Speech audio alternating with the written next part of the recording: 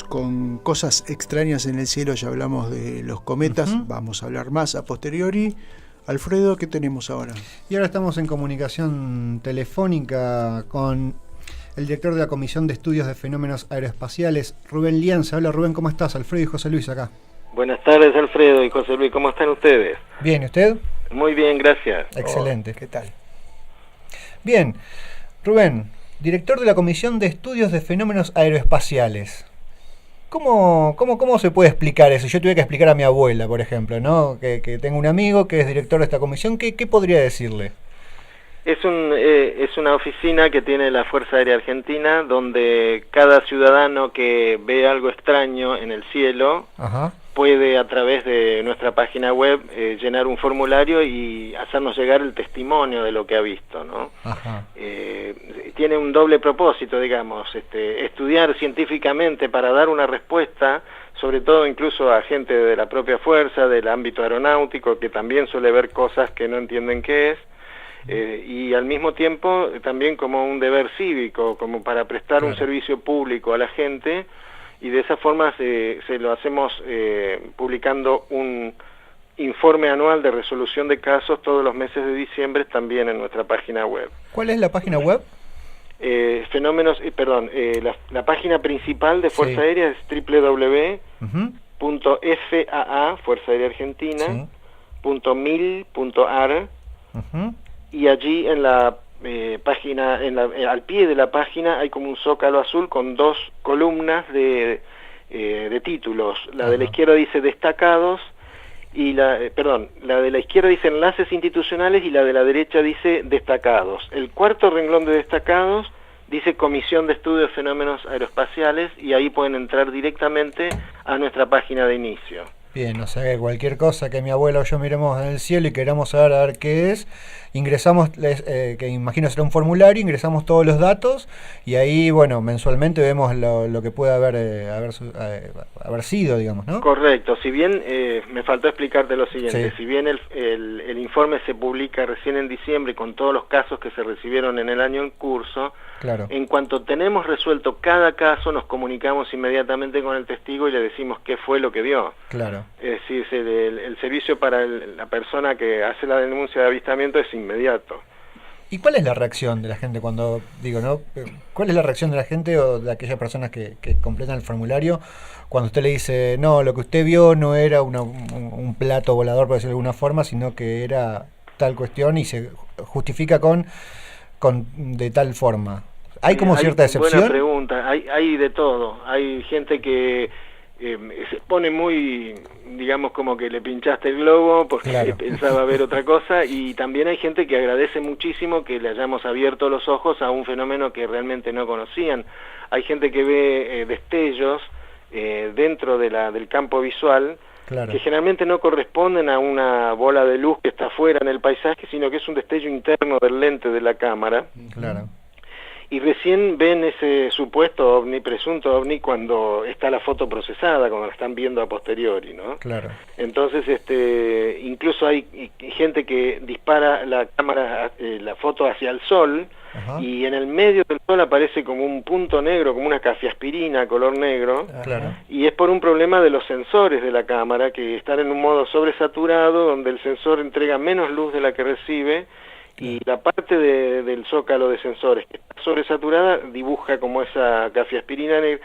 Entonces son cosas muy raras realmente, que la gente que tiene, digamos, por decirlo en criollo, buena onda, entre comillas, ¿no? Terminan agradeciéndole a uno que le haya abierto los ojos con ese particular fenómeno del cual no conocían ningún lado.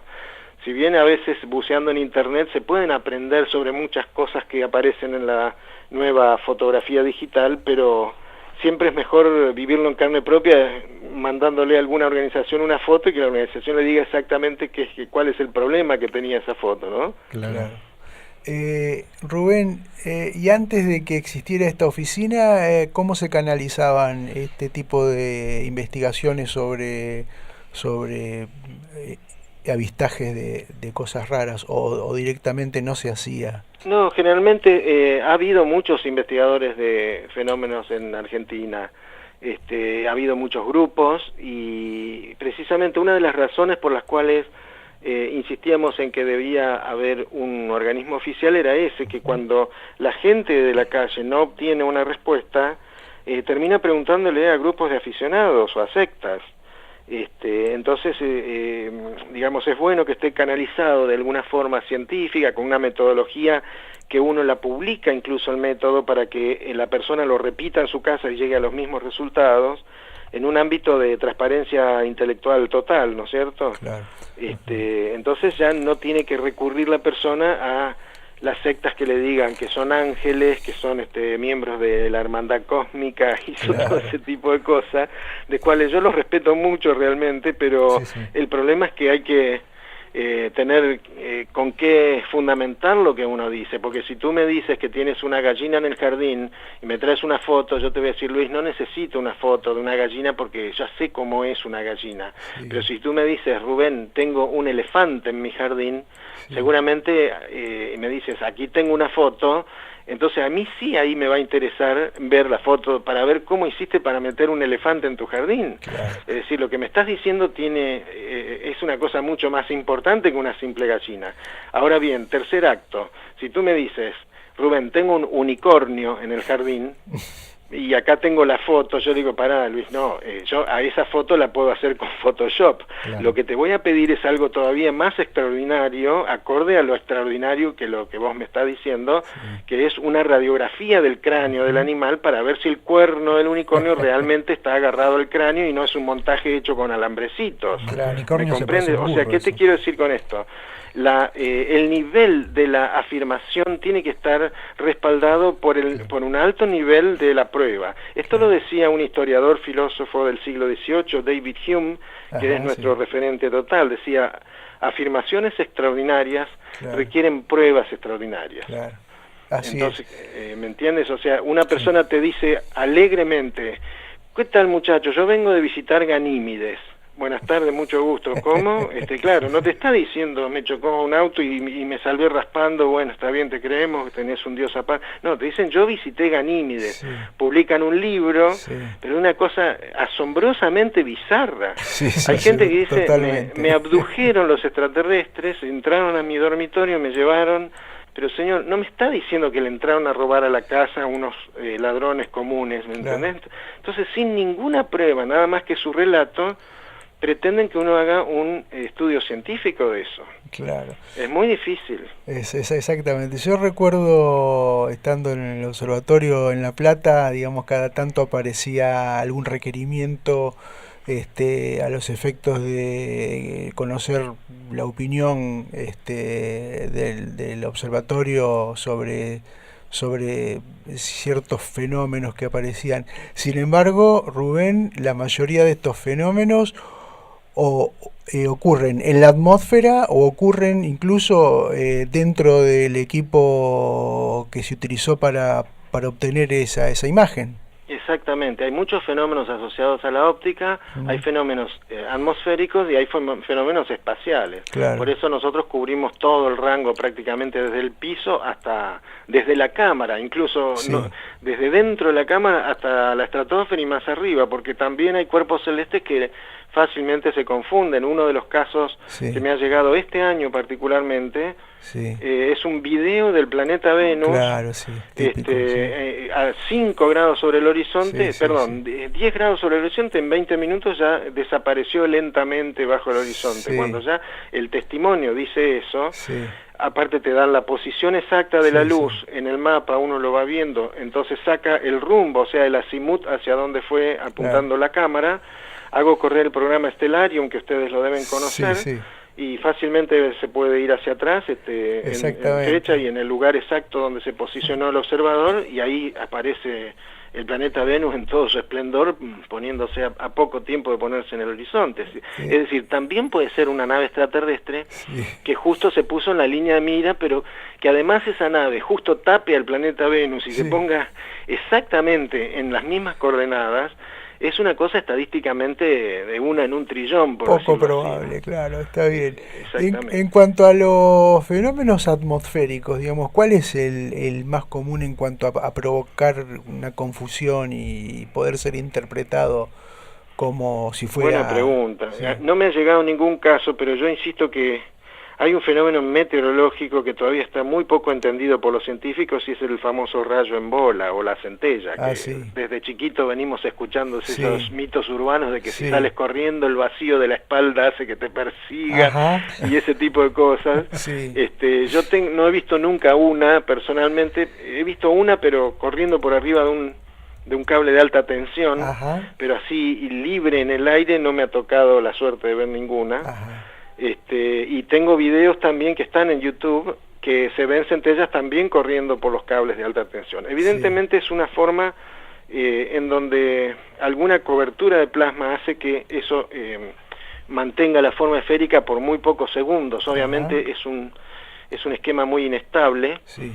pero igual siempre necesita algún tipo de conductor a través del cual desplazarse. Yo no Sí. he visto nunca que una centella salga persiguiendo personas y ese tipo de Sí. cosas. Sí, en cambio, hay cosas que se ven en el cielo nocturno. Sí. En el caso nuestro hay 2 o 3 muy interesantes. No sé de cuánto tiempo disponemos, pero No, te puedo tranquilo, contar una o sí. dos de ellas. A ver. Por favor. Hay satélites que normalmente un satélite artificial cuando va cruzando el firmamento se lo ve como un brillo constante, a una velocidad constante, Sí. hasta que se pone en el horizonte Sí. y el mismo cono de la Tierra lo termina eclipsando Sí. y desaparece inmediatamente. Claro. Pero hay otros que van destellando Claro. y no son como el destello de 1 por segundo que tienen los aeronaves comerciales Claro. que están volando en su nivel de crucero, Claro. sino que, por ejemplo, dan 3 destellos, después ninguno, después uno Sí. solo, después ninguno, después 2 destellos, después 3, 4, 5 Sí, destellos sí, todos sí. juntos, y es una cosa muy fascinante que confunde Sí. incluso a muchos ovnílogos expertos, entre Claro. comillas, que no lo han visto nunca. Sí. Esos destellos irregulares se deben a la luz del sol, precisamente, que ya cuando está debajo del horizonte y uno está en Claro. la zona de De oscuridad. nocturna, Sí. la luz del sol agarra al satélite por su altitud Claro. y son bochas espejadas, exactamente iguales a las que veíamos o todavía están en las discos, en las discotecas, Sí, sí, sí. solo que son un poco más grandes. Claro. Hay algunas de 1 metro, otras de 2 metros 20, Sí. que suelen ponerse en órbita para hacer experimentos geodésicos. Claro. ¿En qué consiste el experimento? Son 45 países, de los cuales Argentina forma parte. Consiste en un telescopio que tiene montado un rayo láser Sí. que apunta contra ese satélite pasivo con Claro. multiespejado, y el satélite inmediatamente devuelve la señal láser hacia el telescopio, y midiendo los picosegundos que tardan ir y volver, más una tabla donde están las efemérides de los parámetros orbitales de ese satélite, Ajá. uno puede hacer experimentos en astronomía, en tectónica de placas, en el Claro. geoide, la forma de la Tierra, la deriva continental. Es fascinante la cantidad de cosas que se puede trabajar con esos satélites geodésicos. Así es, sí. Pero para el neófito que no conoce esos satélites, obviamente lo está viendo en una posición en que lo agarra el sol Claro. y ve esos destellos irregulares que dice, esto no puede ser jamás un avión. Claro. Otro de los destellos fascinantes que hay son los de los satélites Iridium, Ajá. que es una constelación. Ahora hay como 130 satélites.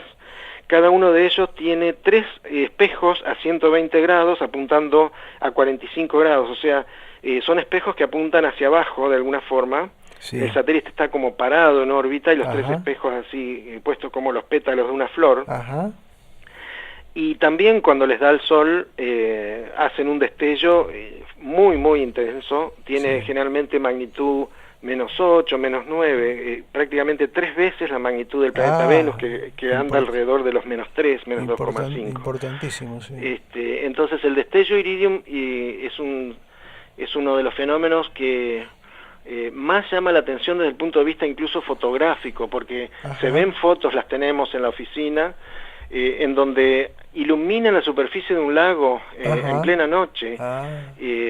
Incluso hay una tomada a través de la bóveda celeste a plena luz del día y traspasa la bóveda celeste. Ajá. O sea, uno ve esa figura lenticular así, porque el destello tiene 2 puntitas, Sí. empieza y termina, ¿no es cierto? Sí. Y en el centro se produce el máximo del destello, entonces da una imagen como si fuera un plato volador autoiluminado, por decirlo así, ¿no? Si uno con no las se da luces de cuenta que eso posición es prendidas. Claro, es una cosa, es como una cosa fusiforme, así con dos puntitas, que a través de la bóveda celeste se lo ve como un plato visto, como dos platos soperos, el típico platillo volador, pero con luz propia, digamos, ¿no? La persona que no sabe de este fenómeno, el destello iridium, muy rápidamente puede decir, eso definitivamente es un objeto volador extraordinario. Para llamarlo OVE y no OVNI, porque no identificado no se sabe qué es, ¿no es cierto? Pero un objeto volador extraordinario ya sí es una cosa que escapa a todo lo conocido. ¿Y la Estación Espacial Internacional ha provocado así confusión? Sí, a los primeros días, cuando todavía no existían estas aplicaciones de Android para los teléfonos celulares, donde ya puedes apuntar el teléfono para arriba y te dice el nombre del satélite que estás viendo, ¿no? Es fascinante, realmente ya los chicos están muy familiarizados. Hay muchos sitios internet donde puedes tener el downlink de la señal de video, donde puedes estar viendo lo que ven los astronautas de la estación en vivo directamente, además de su posición en el planiferio, ¿no? Claro, pero digo, quien no está advertido de esto, que todavía me pasa, que hay mucha gente que desconoce que tenemos ese ingenio en órbita hace ya unos cuantos años, y además es una órbita baja, rápida, y realmente el objeto, como es muy extendido, una forma muy particular, tiene un brillo que la verdad que impresiona, ¿no? Eso pienso que para el que no conoce, también puede ser sorpresivo. Es impactante. Y a nosotros nos pasó hace unas semanas atrás, justamente coincidió cuando hubo cambio de tripulación. Estábamos haciendo observación astronómica con un contingente de una escuela y pasa la Estación Espacial Internacional. Ya habíamos mirado las efemérides, así que estábamos al tanto de ese pasaje y lo teníamos previsto, digamos, en el guión, pero lo sorpresivo fue que llevaba como un satélite, digamos, que estaba orbitando ahí a cierta distancia, y bueno, creo que ha sido una de las Soyuz que justamente... estaba por apuntaje. Exactamente, había salido recientemente. Se estaba desprendiendo, los módulos Soyuz no vuelven todo vuelve solamente una parte. Correcto. Y lo otro creo que es lo que había quedado orbitando, porque en ese momento ya la Soyuz había descendido, así que eso que veíamos era lo que había quedado de la nave Soyuz, y nos causó sorpresa a nosotros, que ya estábamos advertidos de esto. Veníamos a la Estación Espacial Internacional con un satélite, y la gente, tanto los chicos como los docentes que estaban en ese momento, digamos, le causó una extrañeza total, y enseguida requirieron nuestra explicación, ¿no? O sea que si esto les hubiera ocurrido no estando en esa situación, la verdad que le hubiera causado mucha sorpresa. Sin duda, y vaya a saber un ovni persiguiendo a otro. A qué conclusión llegaban, Bueno, después de escuchar este programa quizás te manden el formulario a vos después de haber encantado, sería ideal, ¿no? Mi experiencia ovni más importante fue en el 14 de junio de 1980. Estábamos haciendo el atletismo ahí en La Calera, Córdoba, y ya habíamos plegado las alas porque eran las 7 de la tarde, en pleno junio. Imagínense, el sol ya estaba debajo del horizonte, un crepúsculo hermoso, y de pronto vemos una bola de nieve en el horizonte oeste que se va agrandando hasta llegar casi 2 veces el tamaño de la luna llena. Una cosa que parecía que lo podías estirar el brazo y tocarlo con la mano. Y tardé 10 años en darme cuenta lo que era cuando estuve en Houston por el tema del Pampa. Yo estuve 4 años en Estados Unidos y tenía un amigo astronauta. Yo estaba en Dallas y él en Houston, 3 horas y media de auto. Lo solía ir a visitar bastante seguido. Entonces le comenté de este avistamiento que tuve y me dice, mira, yo no sé qué viste, pero te voy a poner en contacto con la persona que te puede decir qué es. Y me presentó a Jim Oberg, un ingeniero aeroespacial que aparece mucho en Secretos de la NASA, en History Channel y en la señal Discovery. También creo que hay programas de la NASA, y Jim aparece muy seguido, Jim Oberg, ahora está retirado de la NASA, pero me explicó que era el venteo de combustible de la última etapa de la Cosmos 1188, antes de poner un satélite de vigilancia temprana en órbita. Claro. El primer fogonazo fue a la altura de la Siberia, y el segundo fue 80 minutos más tarde en algún lugar del Pacífico, cerca de la costa chilena. O sea, se lo vio desde Chile, desde Argentina, desde Uruguay, desde Brasil, etcétera. Pero lo curioso es que, como nosotros veíamos dos lunas, la luna estaba muy cerca también, se llamó la noche de las dos lunas. Yo le sugiero a la audiencia que googlee directamente la noche de las dos lunas, un blog de Alejandro Agostinelli, y publicó con ese nombre. Van a ver perfectamente lo grande que se veía esto. Y lo extraño, ¿no? Yo le pedí una linterna a una chica para hacerle señas como un tonto, pensando que era una nave que se nos venía, y la chica estaba tan presa de pánico que me dijo, no te la voy a dar. Entonces yo le pregunto, ¿por qué no me la das? Porque te van a ver. Esa fue la respuesta, para que se den ustedes cuenta el estado de estupor que tenía toda la gente alrededor mío. Estaban todos clavados en el piso, como inclinados para adelante, así, viste, como esas películas de terror viejas de los pueblos fantasmas, donde está toda la gente como poseída. Bueno, no sabían qué era, realmente nos rompió todos los esquemas.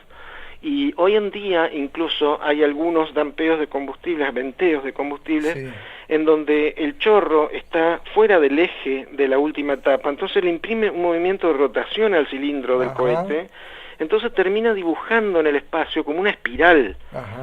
Esa espiral, en el 2008 apareció una en un pueblo de Siberia que se llama Tomsk, otra apareció en Noruega, otra en Suecia. Y si ustedes vieran lo que dicen los medios masivos de difusión con las fotos que saca la gente de esas espirales, más o menos así: agujero de gusano por el cual descendió una nave extraterrestre, primer contacto real con otra dimensión, con extraterrestres extradimensionales, etcétera, etcétera. Es decir, son los casos más, lo que yo le llamo los OVNIs más complejos. Es decir, los objetos voladores identificables, cosas que son no extraordinarias, pero que son tan complejas que terminan siendo extraordinarias incluso para el más pintado, dicho en criollo, ¿no?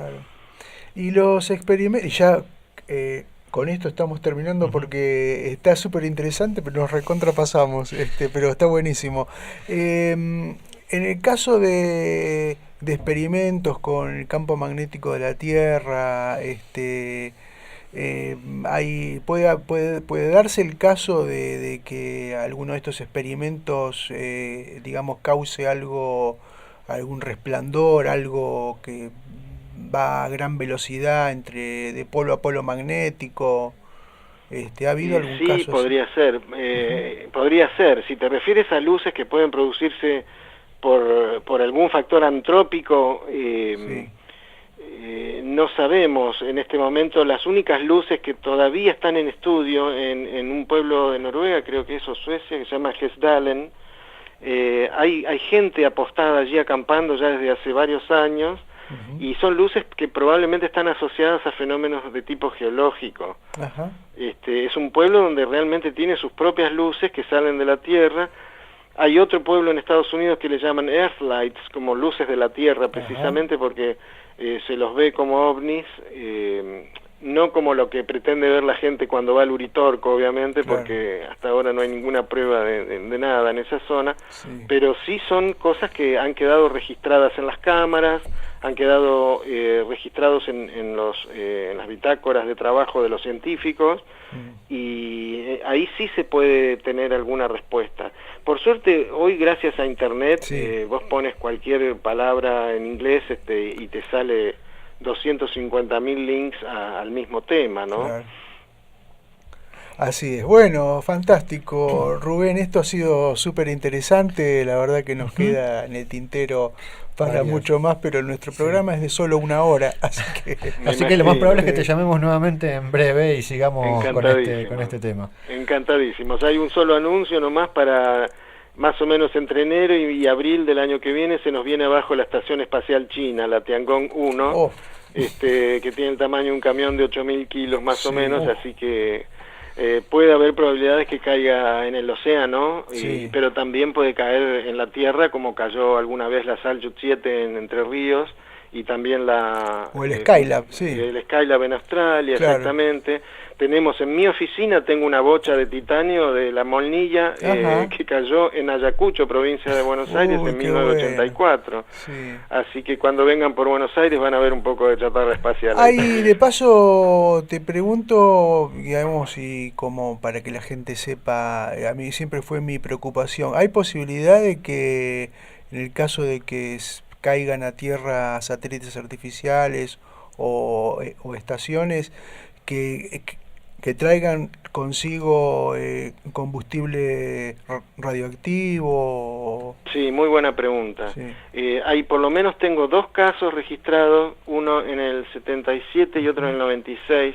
Sí. El primero en Hay River y la zona de Yellowknife en Canadá, en donde cayó una carga radiactiva de un cohete ruso. Ajá. Y otra en un corredor. Disculpen si ya hemos requete pasado de tiempo, pero es importante esto porque estuvo a punto de entrar en territorio argentino en la zona de Jujuy y Salta. Ajá. En el año 96 la sonda soviética Mars 96, que iba a Marte, falló en despegarse de su última etapa y la sonda, agarrada a la última etapa, todo el conjunto cayó en un corredor que va desde Tocopilla del norte de Chile hasta Oruro en Bolivia. Un corredor muy estrecho, pero de ese largo, si quieren corroborarlo, Tocopilla, Oruro, hacer un corredor en el mapa Google Earth, sí.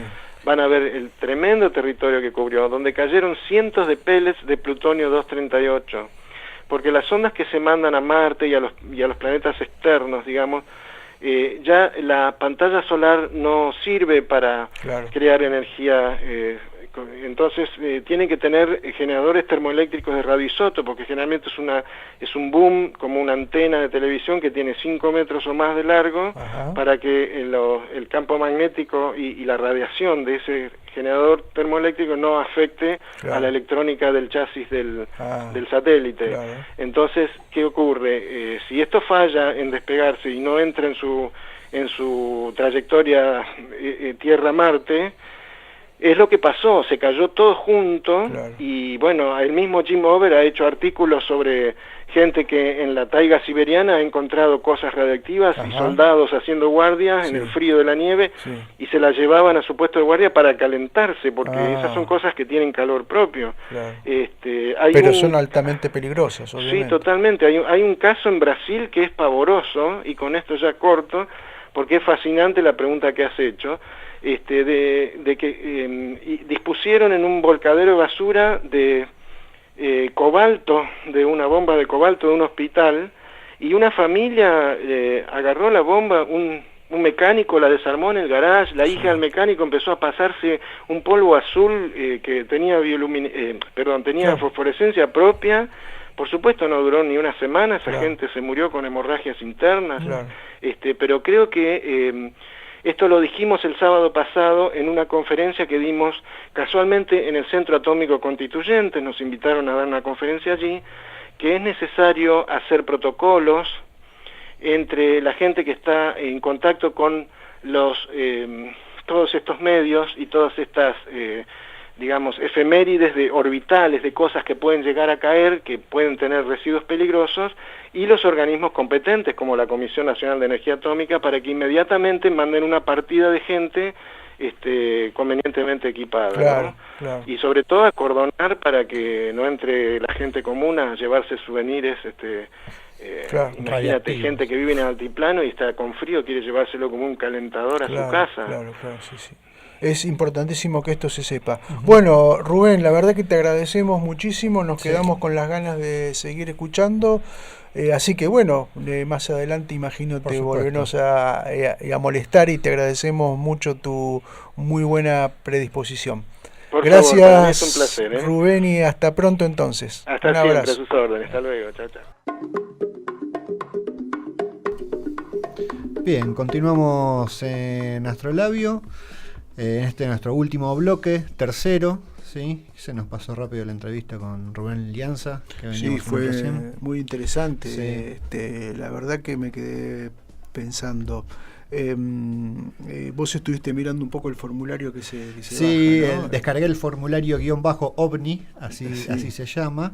Y sí, tiene un par de ítems como para empezar a ver. Primero, obviamente, las cuestiones de nombre, apellido, edad, todos los datos personales que tienen. También tienen la posibilidad de que no sea divulgado tu nombre.